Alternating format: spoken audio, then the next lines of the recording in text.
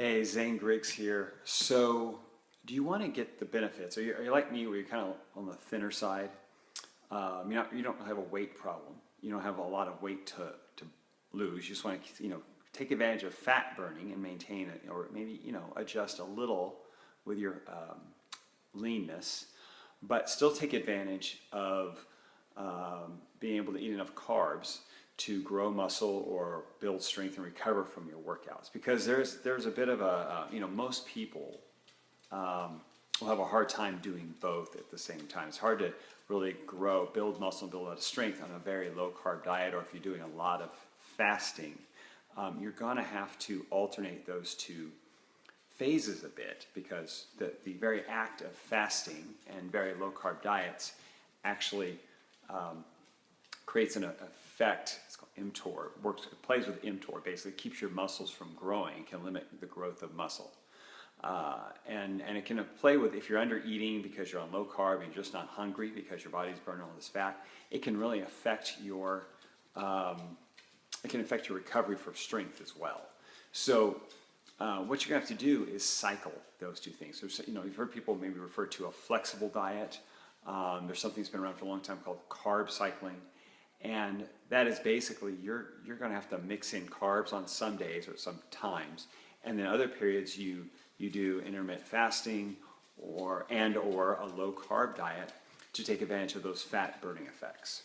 So, of course, on your weight training days, and particularly right after your weight training workout, you're going to want to eat a meal or a shake or something with quite a bit of carb in it for recovery. So quite a bit could be 30. If you're a hard gainer, you may want as much as 50 grams post-workout.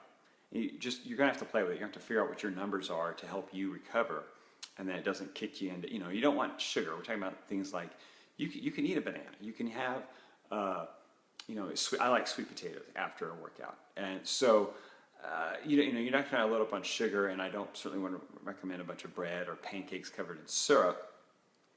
So eat a good, healthy, like a slow-burning carb, fairly slow-burning carb, but it's going to give you what you need to recover. But then you're going to need to shift, like on your recovery days, okay, so your days where you're not lifting, or your days where you might just do some cardio, or you have a very light workout, you're going to shift into the intermittent fasting or very low carb diet, so that you can allow your body to shift in that fat burning zone.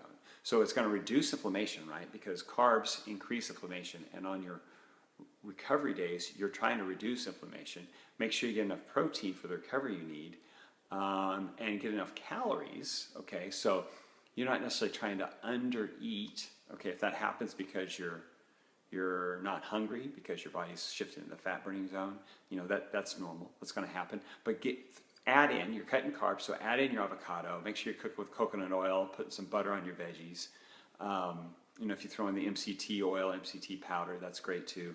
But, get enough fat calories in there so you have something to burn and get in your protein, but you cut your carbs way, way down to make your body start drawing on those fat stores. So basically you'll be shifting between days of primarily fat burning to primarily using carbs for recovery post-workout, which is when you need them. You're creating the stress already, metabolic stress for your workout, but you're going to need that to recover, so those muscles recover and grow and continue to develop the way you want them to.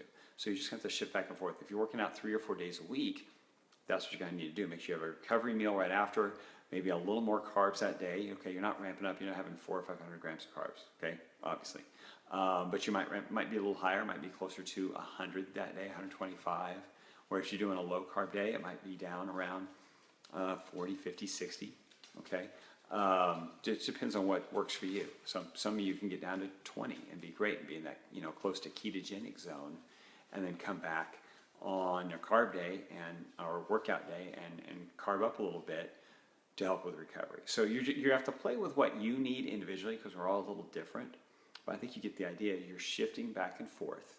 You're feeding the muscles when you put stress on them, and then when they're recovering and you're letting your body rest, you can shift back in that fat burning mode via your diet, okay?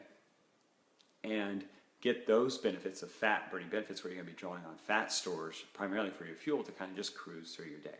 So if you have any questions about this, please, I'm sure there will be some, comment below or reach out to me, message me. I'm happy to answer them.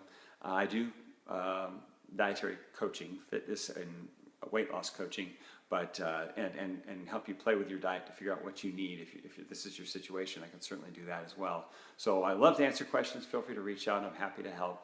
And if you know someone that could benefit from this, feel free to share with them. Talk to you later.